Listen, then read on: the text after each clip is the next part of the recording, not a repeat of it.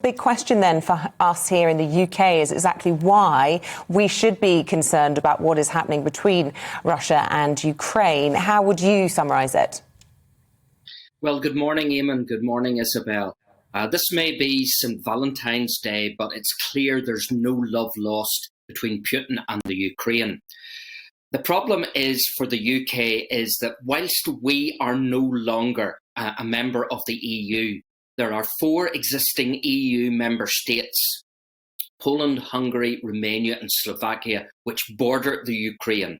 So if Russia invades, even if it is just an incursion or a full-scale invasion like the Iraq War, we're going to have refugees pouring over those borders because tragically every war brings refugees.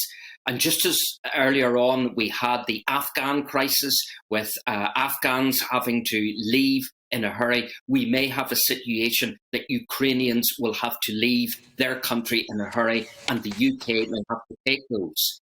The other aspect, of course, that was mentioned by a previous contributor there is NATO. Let's face reality. Compared to the might of the Russian army, the Ukrainian forces couldn't punch their way out of a wet paper bag.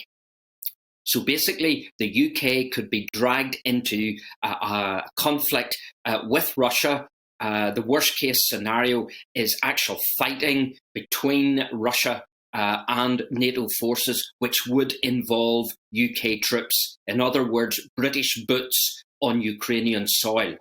The one thing that I would be very concerned about here is the reaction from President Biden and also Boris Johnson.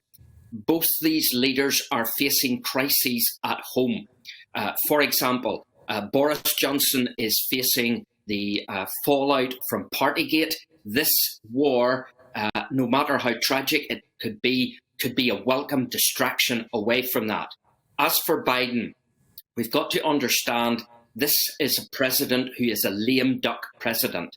In other words, he has egg all over his face because of the way militarily he left Afghanistan and let the Taliban in.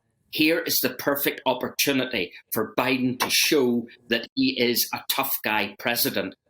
So from that point of view, Putin, if he's being smart, he could goad President Biden into some kind of military action in the Ukraine. And this would save face for Biden.